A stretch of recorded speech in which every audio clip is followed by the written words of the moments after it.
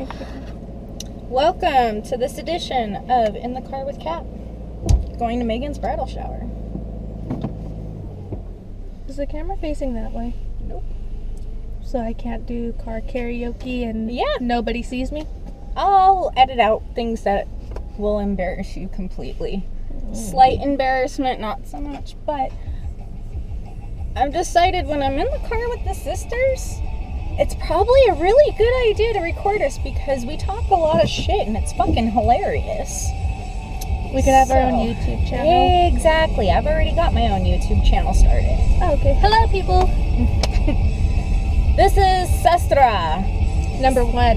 Sestra number 1. Because I'm child number 1. Number 1, motherfucker! You're fucking stupid. Yeah, I am. Oh man, my hair's a mess. Alright. We are going to Moogie's bridal shower. People in San Francisco, for the most part, were really, really friendly. Really? Yeah. Like, I had people stopping and talking to me. Obviously, they were on their way somewhere, like work or something, because they're dressed like in business clothes and stuff, and we're downtown by the financial district. Okay. But they're coming off of the subway or whatever.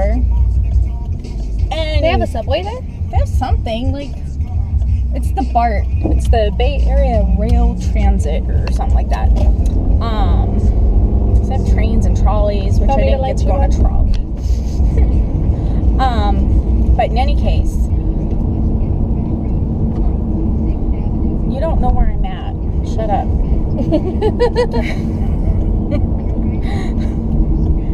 I am turning right onto Coulter Street. Very good. But yeah, I had people just like stopping and talking to me for like 10 minutes and shit. All about Chunky and, you know, I enjoying my time. And oh yeah, the homeless man that I shared my croissant with. Like I said, I saw that he had money in his hand. He had a 20.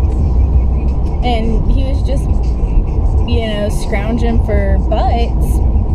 But I knew I wasn't going to eat it. You know how I am.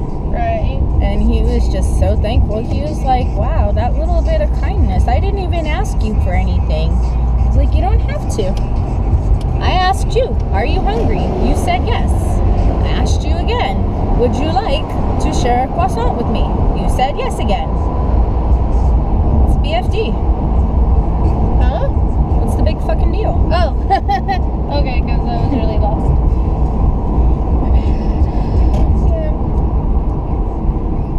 That's what Arizonans lack, though. You know, you get homeless people, and too many of them are not grateful for your generosity. They're just like, no. Like, well, because I don't want to say they're not really homeless. Some of them really are, but then there's others that are like fucking Donna and what's his nuts. Yeah. You know, that's their living is spanging. Which is just, it's a fucking shame. It's like, you know, if you can put that much work, I mean, now they have the sign holders, and I've seen some people that were holding the I want a job signs. They're now holding a sign as their job. Yeah, you know. And I'm like, there you go. See, you're one of the people that I'm glad I gave money to, because look at you. You're actually trying to do the damn thing. And you know, my design gets off the fucking ground or anything like that, I'm gonna need people. So why not take somebody who wants to work? You want to work, I have no problem helping you if I have the job for you to do. Even if it's stand there and need somebody your body size.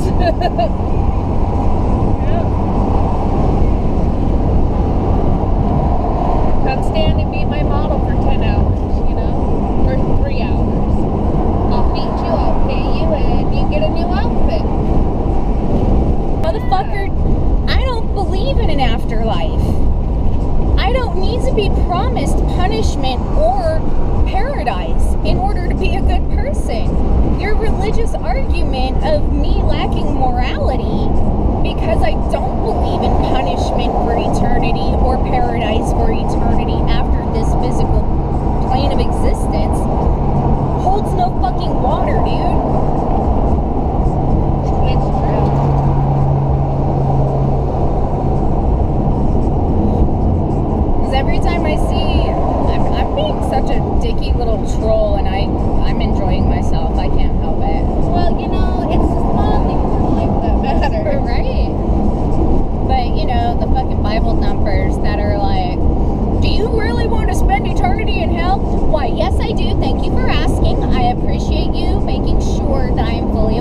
my choices.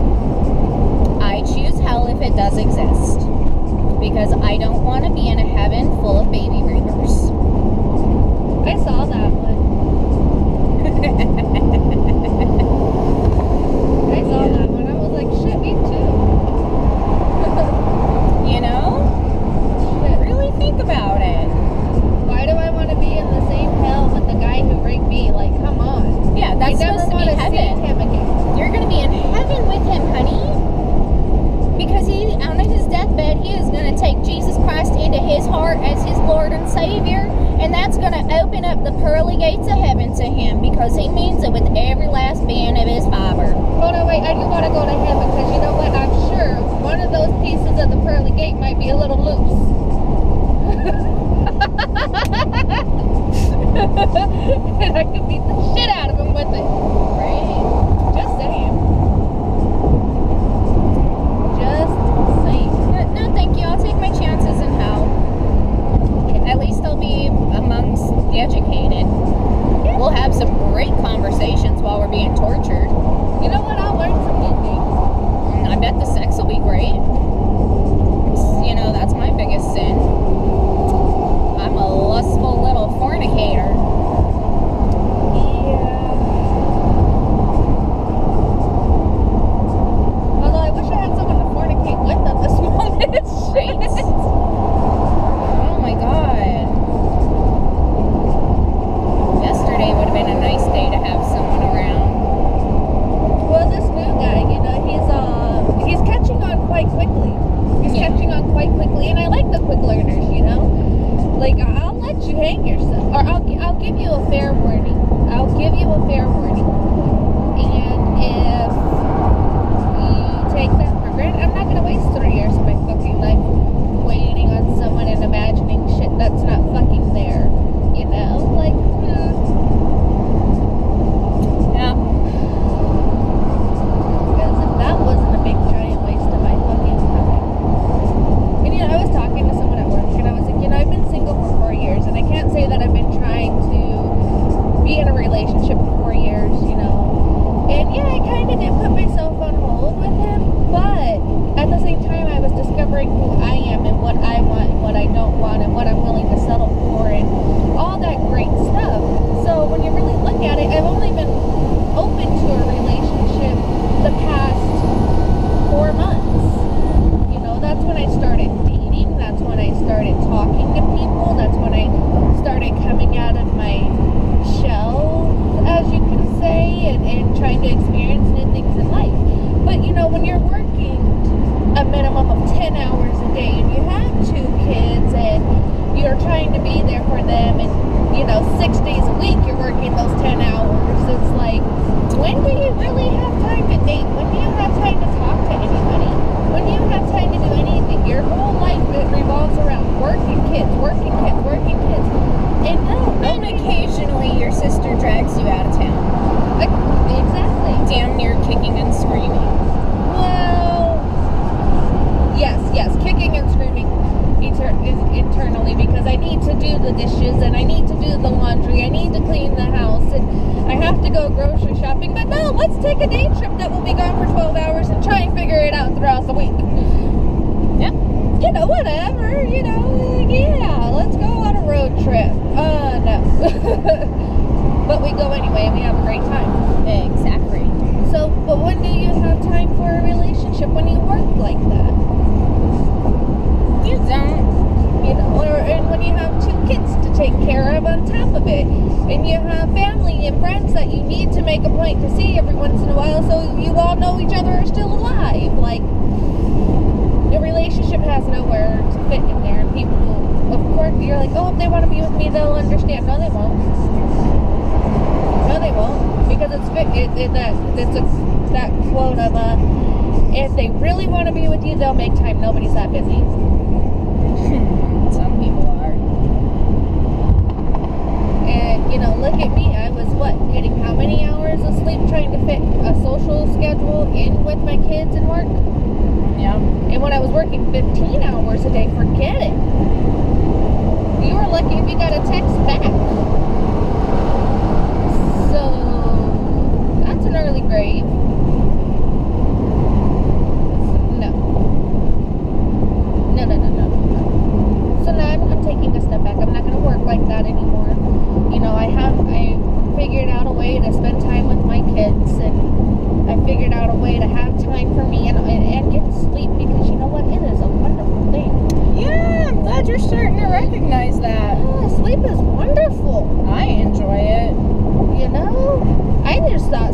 for the week. But sleep is wonderful. And, Does Mom approve of your driving? Yes, actually, she does. But you know, so now I have time to date and talk to people. But I don't have time for you to waste my time. So if you want to get to know me, take the chance to get to know me. If you just are here to kill time with somebody else. Yeah. Oh my god. This dude on POF. I really could have had fun with this, but I decided not to. See, look, this is how much I've grown up. Okay, you ready? This is how much I've grown up. He was like, DTF. Or no, he's like, what are you doing? I'm like, nothing. What are you doing? You don't know this guy from Adam. It's like, want to have some fun? I'm like, what kind of fun? Or, no, he's like, do you want to have fun? And I said, no. No. I don't like fun. I knew what he meant by it. And he goes, DTF and dollar signs? And I was like, goodbye. Really? Oh, wow. Wow. I didn't realize POF was a prostitution site. I didn't either. I thought Tinder was where you wanted to hook up. Right. You know, at least it's Grindr or something like that. something like that. But no, apparently it's on POF. I'm like, ooh, I really need to watch who I talked to on here. And he was straightforward and to the point. Didn't even know my name. I don't think it would have mattered. I don't think so either. He would have named you Charlotte. You know? Like, no. And then the, dollar signs, like, I wasn't a whore. Or no, I didn't say goodbye. I said, I'm not a whore. Goodbye, is what I said. I don't even have seductive pictures on there. Nothing. I am fully clothed. Most of them are just like headshots. You know, what on there made somebody think I'm a whore? Like, you know, more power to you, honey. I'm not judging. It's just not me. Question's gonna be, are you a Trump supporter? Right. And not even Republican, because you know what? Juan Mendez, surprisingly enough, fucking Republican. Really? But he's a smart Republican. So, Yeah. So, you know, that's why I hate the fucking party lines.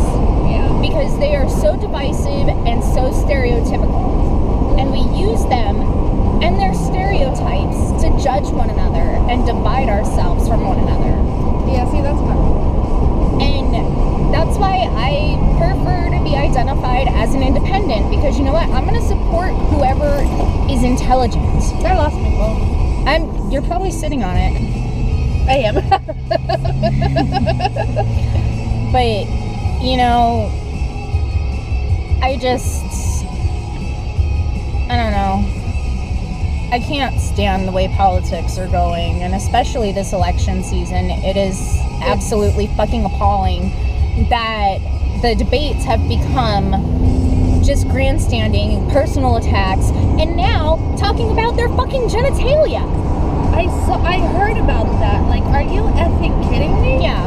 Well, you know, in all fairness, I guess Marco Rubio started it, but still, instead of being a child, Trump should have been like, hey, that was really childish, but he is a child, so what the fuck can we expect from him? And you know, Trump... And we want to fucking put him in charge of the country?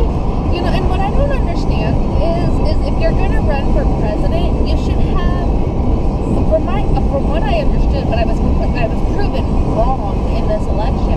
I thought you needed to be a part of, you know, in the Senate somewhere. I thought you needed a political background, but apparently all you need is money. Yeah. And that is terrifying. It is. Yeah, so that's gonna be my question for people before I even get to know them. Here's my deal breaker. Are you a Trump supporter? If you say yes, goodbye. Well, my friend Ronnie, unfortunately, is a Trump supporter. You know, I saw. He and I, we have very intellectual discourse. We don't do name calling. We don't use stereotypes. We keep it civil, the way that politics should be. Yes, we both get a little passionate. However, we don't hold it against one another. We don't use it to attack one another. And if he were able to show me a good point that Trump made, I would concede to Trump making a good point. He has conceded that Bernie Sanders has some great fucking policy ideas. So, not all Trump supporters are stupid. It's not the, well... And you can tell the ones that are blindly following Trump because of their own insecurities and feeling powerless. Then maybe I'll have to ask why. Yeah. Not just a goodbye, but... Yeah, you have to have a follow-up question. You can't just blindly discriminate. Well, most of the Trump supporters I find are stupid, though. Exactly, but not all. So it's not good to blindly discriminate. Hold on, I saw this one thing online, and it was just a random poll. This guy took a Trump pamphlet, erased it, and put all quotes from Hitler in it. I saw it too. And this one guy was like, well, if Trump said it, I would support him, but I don't support Hitler. But you support these statements, and those statements came from Hitler. So if Trump goes down the same road as Hitler, are you going to support Hitler? Well, if Trump says it, I'll support Trump. But that's not the question. Basically, the guy answered the question, yeah. And it's like... Yeah, it got me Googling what country can I flee to. Because there was a very interesting little meme that I saw in regards to that. It says that, hey, go for it, because then you're going to make America great without Trump having to do a fucking thing. So basically, they want all the educated masses to leave, because that's going to make America great. Well, you know what? Then you guys could kill each other off, but we don't have to watch. I was watching, is it Bill Maher? Bill Maher? Yeah. He was interviewing the former head of the NSA, and the guy was also the former head of the CIA. And he brought forth something that I've been wondering, and I didn't know where to research, but he answered my question. The military, because of international armed law, or military law, international law, things that were put in place after World War II. Actually, no, World War I. That's when the Geneva Convention happened. No, it was World War II, because we had to try the Nazis and the Russians for war crimes. So in any case, after the Geneva Convention, international laws were written. Treaties were all signed. I don't know if it's every military, but the American military can and has the obligation to refuse an executive order from the president if it breaks international law. So he can say, go over there and bomb the shit out of them, kill their families, and waterboard them all he wants. Our military will turn around and say, shove it up your fucking ass, do it yourself. Our military will say, we're taking over for the next 4 years. It would be, he predicted that if Trump won and followed through on his little promises of doing this and that and the other thing in regard to foreign policies, our military would stage a coup and completely take over the country. So how does that work for us, though? We'd be kind of fucked, but we'd be safe from, outside forces, at least. Because I believe they would recall everyone that's overseas. And then either a general or a colonel or someone might get put into power for the next 4 years or whatever, or we may have an unprecedented re-election. So he could be impeached because of it. Mm-hmm. If the military forcing over. Mm-hmm. Still, what country can I go to? Because it all seems kind of scary. Meh, we'll be fine. We'll be fine. Wonder if we'd have another civil war. It's a possibility.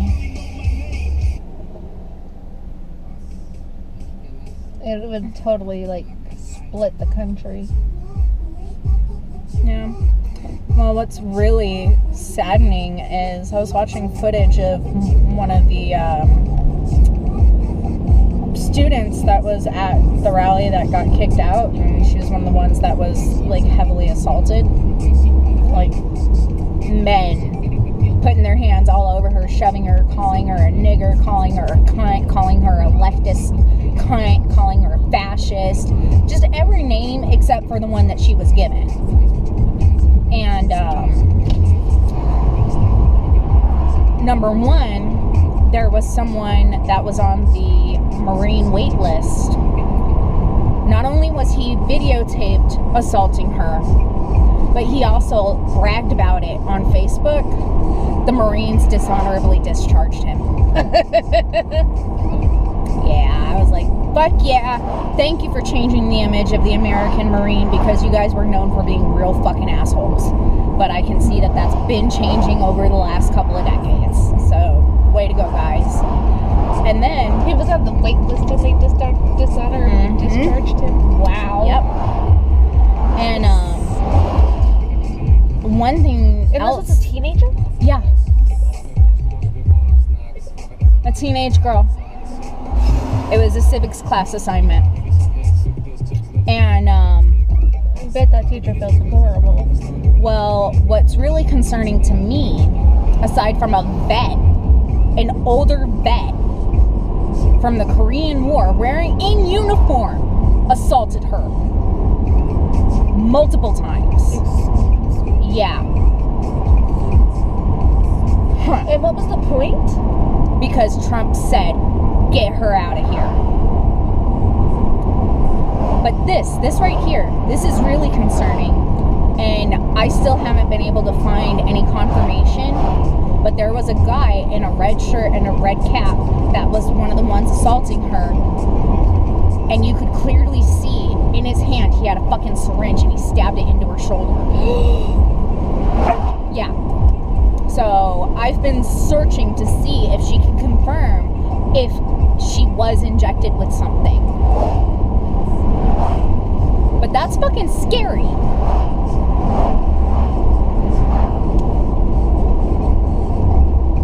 And all of the fucking hate groups, the registered hate groups, they're showing up at the Trump rallies.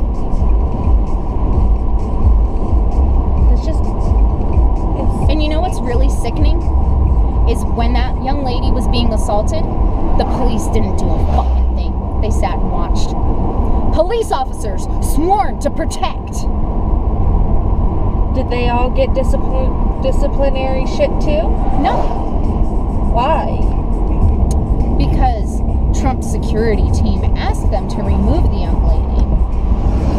Yet it wasn't them that was removing the young lady. It was the fucking crowd.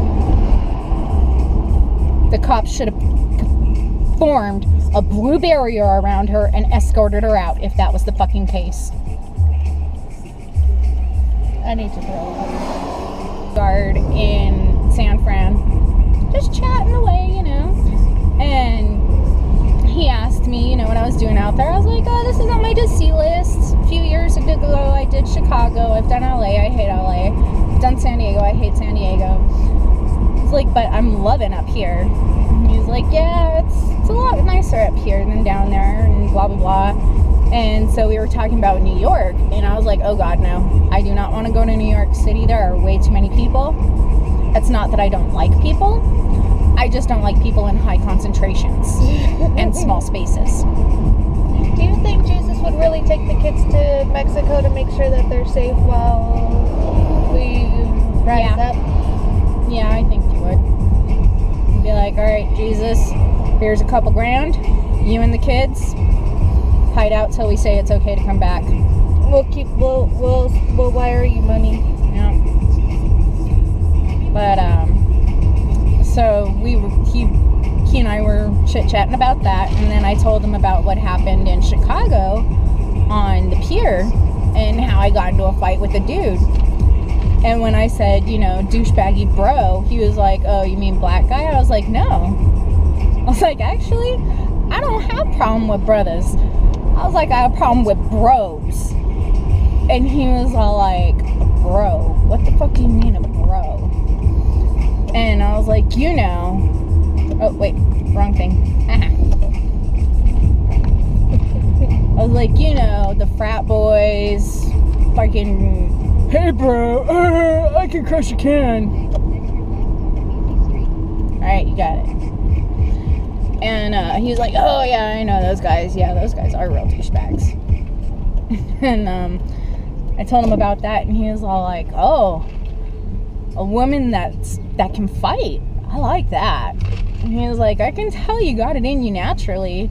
Because I told him, I was like, yeah, you know, 6 years of intensive martial arts training will do that for you. And he was like, no, I can tell you've got it in you naturally. You ladies going or no? You're going to wait for your friend on the phone? And see, that's what I don't... Yeah, you know, but... It's right here. But then again, you know, Mom... The way Mom and Pops raised us, where they raised us, prepared us for that shit, though. Mm-hmm. Well, and that's what I told him. I was like, yeah, you know, and I suppose it does come naturally because I was raised in a family of boxers, street fighters. You don't fuck with my family. Yeah,